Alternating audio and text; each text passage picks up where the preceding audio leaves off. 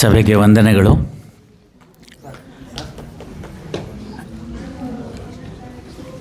ವೇದಿಕೆಯೊಂದಿಗೆ ನನ್ನೊಂದಿಗೆ ಆಸೀನರಾಗಿರ್ತಕ್ಕಂಥ ಎಲ್ಲರಿಗೆ ನನ್ನ ನಮನಗಳನ್ನು ಸಲ್ಲಿಸ್ತಾ,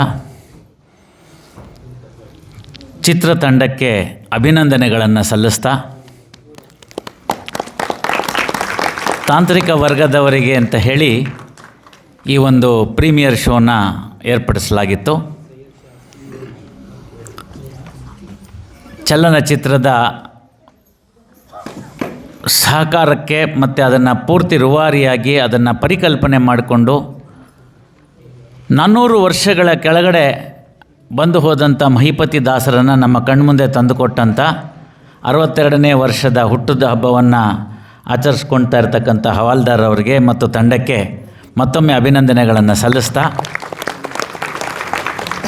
ದಾಸ ಪರಂಪರೆ ಪುರಂದರದಾಸರು ಕನಕದಾಸರ ನಂತರದಲ್ಲಿ ಸ್ವಲ್ಪ ಮಟ್ಟಿಗಿನ ಭಾಗದಲ್ಲಿ ಒಂದು ಗ್ಯಾಪ್ ಅಂತ ವ್ಯಾಕ್ಯೂಮ್ ಅಂತ ಇದ್ದಂಥ ಸಂದರ್ಭದಲ್ಲಿ ಆಗಿ ಹೋದಂಥವರು ಮಹಿಪತಿ ದಾಸರು ಅಂಥೇಳಿ. ಲೌಕಿಕ ಎಷ್ಟು ಮುಖ್ಯ, ಪಾರಮಾರ್ಥಿಕದ ಉದ್ದೇಶ ಏನು, ಜೀವನದ ಸಾರ್ಥಕ್ಯ ಏನು, ಮನುಷ್ಯ ಜನ್ಮ ಯಾಕಾಗಿ ಬರುತ್ತೆ, ಇದನ್ನೆಲ್ಲವನ್ನು ಕೂಡ ಹಿಡಿದಿಟ್ಟಕ್ಕಂಥದ್ದು ನಮಗೂ ಕೂಡ ಈಗಿನ ದಿನದಲ್ಲೂ ಕೂಡ ಲೌಕಿಕ ಮತ್ತು ಪಾರಮಾರ್ಥಿಕಕ್ಕೆ ಬರ್ತಕ್ಕಂಥ ತೊಳಲಾಟವನ್ನು ಮೀರಿ ನಿಂತ್ಕೊಳ್ಳೋದು ಹೇಗೆ, ನಮಗೆ ಭಗವಂತ ನಮಗೆ ಈ ಕಾರ್ಯಕ್ರಮವನ್ನು ಒಂದು ಒಂದು ಒಂದು ಒಂದು ದೇಹವನ್ನು ಕೊಟ್ಟಾಗ ಏನನ್ನು ಮಾಡ್ಕೋಬೇಕು, 84 ಲಕ್ಷ ಯೋನಿಗಳನ್ನು ದಾಟಿ ಬಂದ ಈ ಶರೀರವನ್ನು ಸದುಪಯೋಗ ಮಾಡ್ಕೊಳ್ಳೋದು ಹೇಗೆ, ಸ್ವರೂಪ ಅಂದರೆ ಏನು, ಬಂದಂತಹ ವ್ಯಕ್ತಿಗೆ ಐಹಿಕ ಭೋಗಗಳು ಅಷ್ಟೇ ಮುಖ್ಯವಾ, ಅಥವಾ ಈ ಒಂದು ಮಾನವ ಜನ್ಮವನ್ನು ಕೊಟ್ಟಂಥ ಭಗವಂತ ಅದನ್ನು ಯಾವ ರೀತಿ ಸಾರ್ಥಕ್ಯ ಮಾಡ್ಕೋಬೇಕು ಅನ್ನೋದನ್ನು ಒಳಗಡೆ ಹೇಗೆ ತಿಳಿಸಿಟ್ಟಿರ್ತಾನೆ, ಆ ಸಂದರ್ಭ ಹೇಗೆ ಉಂಟಾಗುತ್ತೆ ಅನ್ನೋದನ್ನೆಲ್ಲನೂ ಕೂಡ ಭಾಳ ಮನೋಜ್ಞವಾಗಿ ತಿಳಿಸ್ಕೊಟ್ಟಿರ್ತಕ್ಕಂಥ ಚಲನಚಿತ್ರ ಆಗಿರುತ್ತೆ. ಹಾಗಾಗಿ ರಾಜಭೋಗವನ್ನು ತೊರೆದು, ಅದನ್ನು ಭಾಳ ಕಷ್ಟ ಇದೆ, ಒಂದು ಸಣ್ಣ ಕ್ಲರ್ಕ್ಶಿಪ್ಗೆ ರಾಜೀನಾಮೆ ಕೊಡೋದು ಅನ್ನೋದೇ ದೊಡ್ಡ ಕಷ್ಟ. ಅಂಥದ್ರೊಳಗಡೆಗೆ ಮಂತ್ರಿಗಿರಿಗೆ ರಾಜೀನಾಮೆಯನ್ನು ಕೇವಲ ಗುರುವಾಕ್ಯದೊಂದಿಗೆ, ಹಿಂದೆ ಇದ್ದಾರೆ ಗುರುಗಳು, ಇವತ್ತು ಹಾಗೇ ಇದ್ದಾರೆ ನೋಡಿ, ಗಡ್ಡದಲ್ಲಿ ಕಾಣ್ತಾ ಇದ್ದಾರೆ, ಭಾಸ್ಕರ್ರ ಅವರ ಒಂದು ಮಾತಿನಿಂದ ಬಿಟ್ಟು ಕೊಡ್ತೀನಿ ಅಂತಕ್ಕಂಥದ್ದು ಆಗಬೇಕಾದ್ರೆ ಆ ಜೀವನದಲ್ಲಿ ಹಳೆಯ ಒಂದು ಸ್ವರೂಪ, ಮಾಡಿದಂಥ ಸಾಧನೆ ಇವೆಲ್ಲವೂ ಕೂಡ ಸುಪ್ತವಾಗಿರುತ್ತೆ.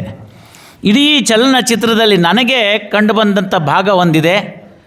ಎಲ್ಲ ಭಗವತ್ ಭಕ್ತರು ಇದನ್ನು ನೋಡಿದ್ದೀರಿ, ಎಲ್ಲ ಧರ್ಮಗಳು ಕೂಡ ಅದನ್ನು ಹೇಳ್ತಕ್ಕಂಥದ್ದು, ಸತ್ಯಕ್ಕೆ ಜಯ ಇರಬೇಕು ಅಂತಕ್ಕಂಥದ್ದು. ಧರ್ಮ ಅಂತಂದರೆ ಹೇಳೋ ಅಂಥ ಸಂದರ್ಭದಲ್ಲಿ ಬರುವಾಗ ಸುಪ್ರೀಂ ಕೋರ್ಟ್ ಕೂಡ ಒಂದು ತೀರ್ಪಿನಲ್ಲಿ ಹೇಳುತ್ತೆ, Dikshitulu versus state of Andhra Pradesh ಅನ್ನೋ ಭಾಗ TTDನ ಸರ್ಕಾರದವರು ತೆಗೆದುಕೊಳ್ಳುವಂಥ ಒಂದು ಜಜ್ಮೆಂಟ್ ಅದು. ಆ ಸಂದರ್ಭದಲ್ಲಿ ಸುಪ್ರೀಂ ಕೋರ್ಟ್ನವ್ರು ಹೇಳ್ತಾರೆ, ಧರ್ಮ ಅಂದರೆ ಏನು ಅಂದರೆ ಇಟ್ ಸಸ್ಟೈನ್ಸ್ ದಿ ಸೊಸೈಟಿ ಅಂತ. ಈ ಸಮಾಜವನ್ನು ಎತ್ತಿ ಹಿಡಿತಕ್ಕಂಥದ್ದಾಗಬೇಕು, ಅದರ ಮುಖ್ಯ ಭಾಗ ಏನಾಗಬೇಕು ಅಂದರೆ ಸತ್ಯ ನುಡಿಯೋದಾಗಬೇಕು ಅಂತದನ್ನೋದನ್ನು ಭಾಳ ಸುಂದರವಾಗಿ ಹೇಳ್ಕೊಡ್ತಕ್ಕಂಥದ್ದು. ಭಾಷೆ ಹಲವಿರಬಹುದು, ರೀತಿ ಹಲವು ಇರಬಹುದು, ಭಾವಗಳು ಹಲವಿರಬಹುದು. ಇವುಗಳನ್ನೆಲ್ಲನೂ ಕೂಡ ಒಂದು ವಿಚಾರದಲ್ಲಿ ತಿಳಿಸ್ಕೊಡುವಾಗ ಆ ಚಲನಚಿತ್ರದಲ್ಲಿ ಅದನ್ನು ತಿಳಿಸ್ಕೊಟ್ಟಿದ್ದಾರೆ. ಮಹಿಪತಿ ದಾಸರಂತೂ ಏನು ಹೇಳೋದೇ ಬೇಕಾಗಿರಲಿಲ್ಲ. ಈಗ ನಮಗೆ ಆ ಭಾಷೆ ಇವತ್ತು ಇಲ್ಲ, ನಮ್ಮ ಭಾರತದಲ್ಲೇ ಇಲ್ಲ. ದಖನಿ ಭಾಷೆ ಅಂತ ಅಂದರೆ ಡೆಕ್ಕನ್ ಪ್ಲ್ಯಾಟೋ ಅಂತ ಏನು ಕರಿತೀವಿ, ಆ ಡೆಕ್ಕನ್ ಪ್ಲ್ಯಾಟೋ ಒಳಗಡೆಗೆ ಉರ್ದು ಬಂದಾಗ ಇವೆರಡು ಮಿಕ್ಸ್ ಆಗಿ ಉಂಟಾದಂಥ ಭಾಷೆನ ದಖನಿ ಭಾಷೆ ಅಂತ. ಆ ದಖನಿ ಭಾಷೆಯನ್ನು ಕೂಡ ಮಹಿಪತಿ ದಾಸರು ಅತ್ಯದ್ಭುತವಾಗಿ ಸಂಪರ್ಕದಲ್ಲಿ ಮಾತಾಡ್ತಾ ಇದ್ರು ಅನ್ನೋದನ್ನು ನಾವು ತಿಳ್ಕೊಳ್ಬೇಕಾಗತ್ತೆ. ಅದನ್ನು ನಮಗೆ ತಿಳಿಸ್ಕೊಡ್ಬೇಕಾದಂಥದ್ದೇನು ಅಂತಂದರೆ ಭಗವಂತನ ಕಾರುಣ್ಯ ಅಂತಕ್ಕಂಥದ್ದು. ಮರಾಠಿ ಭಾಷೆ ಇರಬಹುದು, ಉರ್ದುವಿನಲ್ಲಿ ಇರ್ತಕ್ಕಂಥದ್ದು ಇರ್ಬೋದು. ಚಲನಚಿತ್ರಕ್ಕೆ ಅನುಕೂಲಕರವಾದ ರೀತಿಯಲ್ಲಿ ಕೆಲವನ್ನು ಹೇಳಿದ್ದಾರೆ. ಆ ಚಲನಚಿತ್ರದ ಮುಂಭಾಗದಲ್ಲಿ ಇದನ್ನು ಮಾಡೋದಕ್ಕೆ ಇಂಟ್ರೊಡ್ಯೂಸ್ ಮಾಡೋಕ್ಕೆ ಮುಂಚಿತವಾಗಿ ಒಂದೆರಡು ಆ ಮರಾಠಿನಲ್ಲಿ ಮಾಡಿದಂಥ ಪ್ರವಚನವನ್ನು ಅಥವಾ ಉರ್ದುವಿನಲ್ಲಿ ಮಾಡಿದಂಥ ಪ್ರವಚನವನ್ನು ಕೂಡ ಸೇರಿಸ್ಕೊಂಡಿದ್ದಿದ್ದರೆ ಇನ್ನೂ ಅತ್ಯದ್ಭುತವಾಗಿ ಮಹಿಪತಿ ದಾಸರ ಚರಿತ್ರೆ ನಮ್ಮ ಕಣ್ಮುಂದೆ ಬರ್ತಾಯಿತ್ತು ಅಂತ ಭಾವಿಸ್ತೀನಿ. ಆ ಭಾಗವನ್ನು ಮಾಡ್ಕೊಳ್ಳೋದಕ್ಕಂತ ಯೋಚನೆ ಮಾಡಲಿ ಹವಾಲ್ದಾರ್ ಅವರು. ಇನ್ನು ಇದು ಪ್ರೀಮಿಯರ್ ಶೋ, ಎಲ್ಲಾದರೂ ಒಂದೆರಡು ಸ್ಕ್ರಿಪ್ಟ್ನ ಸೇರಿಸ್ಕೊಳ್ಬೋದಾದಂತಂದರೆ ಸೇರಿಸ್ಕೊಳ್ಬೋದು. ಅದಕ್ಕೆ ರಚನೆ ಆಗಿರ್ತಕ್ಕಂಥದ್ದಿದೆ. ಯಾವ ನಮ್ಮ ಮರಾಠಿಯಲ್ಲಿ ಬರ್ತಕ್ಕಂಥ ಅಭಂಗ ಅಂತೇಳಿತ್ತು ಅದನ್ನು ಕೂಡ ರಚಿಸಿದ್ದಾರೆ. ಇದೆಲ್ಲದಕ್ಕಿಂತ ಮುಖ್ಯವಾಗಿ ಅಂತಂದರೆ ಆಗಿನ ಕಾಲದಲ್ಲಿ ಆದಿಲ್ ಶಾಹಿಯ ಮನಸ್ಸನ್ನು ಗೆಲ್ಲಬೇಕಾದಂಥ ಸಂದರ್ಭ ಬರಬೇಕಾದ್ರೆ ಒಂದು ಸತ್ಯ ಗೋಚರವಾಗಿರಬೇಕು. ಅದು ಭಗವಂತ ದೊಡ್ಡವನು, ಎಲ್ರಿಗಿಂತ ದೊಡ್ಡವನು, ಅವನಿಲ್ದಲ್ಲೇ ನಾವು ಯಾರೂ ಇಲ್ಲ ಅನ್ನೋ ವಿಚಾರನ ಇದನ್ನು ಪ್ರತಿಪಾದಿಸಿದಂಥ ಸತ್ಯವನ್ನು ತೋರಿಸ್ಕೊಟ್ಟಂಥ ಶ್ರೇಯಸ್ಸು ಮಹಿಪತಿ ದಾಸರಿಗೆ ಸಲ್ತಕ್ಕಂಥದ್ದು. ಅದರಲ್ಲಿ ಬಂದಿರತಕ್ಕಂಥದ್ದು ಎಲ್ಲ ತಮಗೆ ತಿಳಿದಿರ್ತಕ್ಕಂಥದ್ದು. ದಶಾವತಾರವನ್ನು ರಚಿಸುವಾಗ ಇವತ್ತಿಗೂ ಕೂಡ ಮೈಸೂರು ರಾಮಚಂದ್ರಾಯರು ಕೋಲು ಕೋಲೆನ್ನ ಕೋಲೆ, ಕೋಲು ಕೋಲೆನ್ನ ಕೋಲೆ ಅಂತ ಹೇಳಿದ್ರೆ ಮುದುಕರಾದಿಯಾಗಿ ಮಕ್ಕಳಾದಿಯಾಗಿ ಎಲ್ಲೂ ಕೋಲ್ ಹಿಡ್ಕೊಂಡು ಡ್ಯಾನ್ಸ್ ಮಾಡ್ತಕ್ಕಂಥ ಹಾಡೋದು ದಶಾವತಾರ ಸ್ತುತಿ. ಅದರಲ್ಲಿ ವಸ್ತು ಪರಾತ್ಪರವನ್ನು ಮೀರಿಸಿದಂಥ ದಶಾವತಾರವನ್ನು ಆಡಿದಂಥ ಮಹಿಪತಿಯನ್ನ ಕೋಲೆ ಬಲಗೊಂಬೆ ಕೋಲೆ ಅಂತ ಹೇಳ್ತಕ್ಕಂಥದ್ದು. ಅಂತಾದರೆ ಇಡೀ ವಿಶ್ವವನ್ನು ನಡೆಸ್ತಕ್ಕಂಥದ್ದು, ಕುಣಿಸ್ತಕ್ಕಂಥ ಭಗವಂತ ಇದ್ದಾನೆ. ನಾವೆಲ್ಲ ಅವನ ಕಡೆ ಇರ್ತಕ್ಕಂಥ ಕೇವಲ ಕೋಲಿನ ರೂಪದಲ್ಲಿ ಇರ್ತಕ್ಕಂಥವಂಥ ಒಂದು ವಿಚಾರವನ್ನು, ಆ ಮಧ್ವ ಸಿದ್ಧಾಂತದ ವಿಚಾರವನ್ನು ಅತ್ಯದ್ಭುತವಾಗಿ ಅದನ್ನು ತಿಳಿಸ್ಕೊಟ್ಟು ಇಡೀ ಜಗತ್ತಿಗೆ ಕಾರಣ ಅಂತ ಅದನ್ನು ಹೇಳಿದ್ದಾರೆ. ಮಹಿಪತಿ ದಾಸರ ಮಾತಿನಲ್ಲೇ ಹೇಳ್ತಕ್ಕಂಥದ್ದು. ಇವೆಲ್ಲವೂ ಕೂಡ ಭಗವಂತನ ಅಧೀನ. ತೃಣಮಪಿ ನಚಲತಿ ತೇನವಿನ ಅಂತಕ್ಕಂಥದ್ದು ಹೇಳೋದನ್ನು, ನಾಹಂಕರ್ತ ಹರಿಕರ್ತ ಅಂತ ಹೇಳ್ತಕ್ಕಂಥದ್ದನ್ನು, ಸಬ್ ಅಲ್ಲಾಕಿ ಕರುಣೆ ಅಂತ ಹೇಳ್ತಕ್ಕಂಥ ಅವರ ಒಂದು ತತ್ವವನ್ನು, ಇವೆಲ್ಲವನ್ನು ಮೇಳೈಸಿಕೊಂಡು ಹೇಳಿದಂತಹ ಆ ವಿಚಾರಗಳನ್ನೆಲ್ಲನೂ ಕೂಡ ಅತ್ಯದ್ಭುತವಾಗಿ ತೆರೆ ಮೇಲೆ ತಂದಿದ್ದಾರೆ. ಕಣ್ಣಿಗೆ ಕಟ್ಟುವಂಥದ್ದಾಗಿದೆ. ನಮಗೆ ಒಂದು ಅನಿಸುತ್ತೆ, ದಾಸರ ಬಗ್ಗೆ ಒಂದು ಪಿಕ್ಚರ್ ಮಾಡಿದ್ರೆ ಓಡುತ್ತಾ ಅಂತ. ಇದನ್ನು ಮೀರಿ ನಿಂತ್ಕೊಂಡಿರ್ತಕ್ಕಂಥದ್ದು 5ನೇ ಪ್ರೊಡಕ್ಷನ್ ಆಗಿರ್ತಕ್ಕಂಥದ್ದು. ದಾಸ ಪರಂಪರೆಗೆ ಕಡಿಮೆ ಇಲ್ಲ. ಮೊನ್ನೆವರೆಗೆ ಆಗಿರ್ತಕ್ಕಂಥವ್ರು ಆಗಿದ್ದಾರೆ. ಗುರುಗೋವಿಂದ ವಿಠ್ಠಲ ದಾಸರಿಗೆ ಇದೆ. ಇನ್ನೂ ದಾಸಪಂಥೆ ಮುಂದುವರಿತಾ ಇದೆ. ಹಾಗಾಗಿ ನರಹರಿ ತೀರ್ಥರಾದಿಯಾಗಿ ಎಲ್ಲ ಬಂದಂತಹ ಎಲ್ಲ ದಾಸರನ್ನು ಪರಿಚಯಿಸ್ತಕ್ಕಂಥ ಕೆಲಸವನ್ನು ಅತ್ಯದ್ಭುತವಾಗಿ ಮಾಡ್ತಾ ಇದ್ದಾರೆ. ದಾಸರು ಅಂದಿಗೂ ಪ್ರಸ್ತುತ, ಇಂದಿಗೂ ಪ್ರಸ್ತುತ, ಮುಂದಿನ ತಲೆಮಾರಿಗೂ ಪ್ರಸ್ತುತ ಅನ್ನೋದನ್ನು ತೋರಿಸೋದಕ್ಕೋಸ್ಕರ ಆ ಮೂಲಕ ದಾಸ ಸಾಹಿತ್ಯವನ್ನು ಜೀವಂತವಾಗಿರ್ತಕ್ಕಂಥ ಕೆಲಸವನ್ನು ಮಾಡಿದ್ದಾರೆ.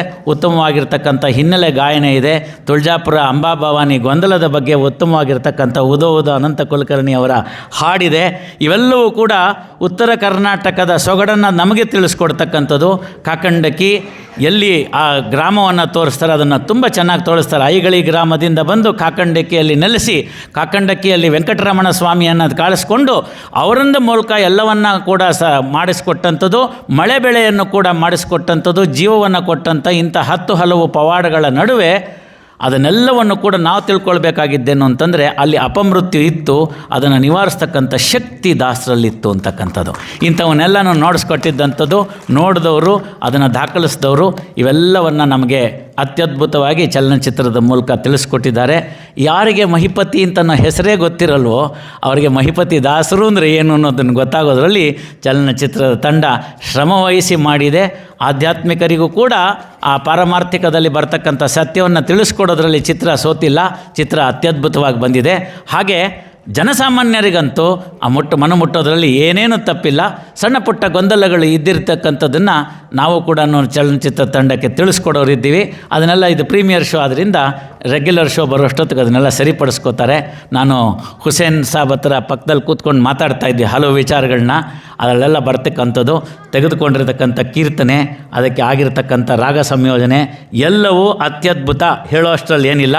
ಆದ್ದರಿಂದ ನೀವು ನನ್ನನ್ನು ಕೇಳಿದ್ರೆ ಸರ್ 100ಗೆ ಎಷ್ಟು ಕೊಡ್ತೀರಾ ಅಂತ ಕೇಳಿದ್ರೆ 110 ಕೊಡಬೇಕು ಅಂತ ಅನಿಸುತ್ತೆ. ಆ ನಿಟ್ಟಿನಲ್ಲಿ ಅತ್ಯದ್ಭುತವಾಗಿ ಕತೆ ಮೂಡಿ ಬಂದಿದೆ.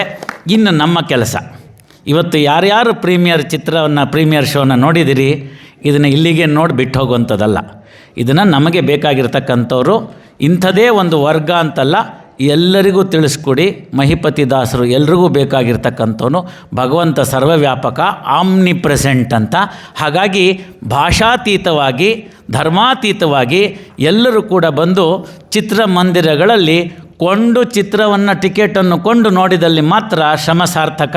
ಇನ್ನೊಂದು ಚಿತ್ರವನ್ನು ಮಾಡೋದಕ್ಕೆ ಹವಾಲ್ದಾರಿಗೆ ಅದು ಸ್ಫೂರ್ತಿದಾಯಕ ಅಂತ ಹೇಳ್ತಾ ಮತ್ತೊಮ್ಮೆ ಚಲನಚಿತ್ರ ತಂಡದವರಿಗೆಲ್ಲರಿಗೂ ನನ್ನ ಶುಭಾಶಯಗಳನ್ನ ತಿಳಿಸ್ತಾ ಇದ್ದೀನಿ. ಹಿರಿಯರಾಗಿರ್ತಕ್ಕಂಥ ಕಟ್ಟಿ ಆಚಾರ ಇದ್ದಾರೆ, ನನ್ನೆಲ್ಲ ಮಾತುಗಳಿಗೆ ಒಪ್ಪಿಗೆ ಸೂಚಿಸ್ತಾರೆ ಅಂತ ಭಾವಿಸ್ಕೊತ ನನ್ನ ಮಾತುಗಳಿಗೆ 4 ವಿರಾಮಗಳನ್ನ ಹೇಳ್ತಾ ಇದ್ದೀನಿ. ನಮಸ್ಕಾರ.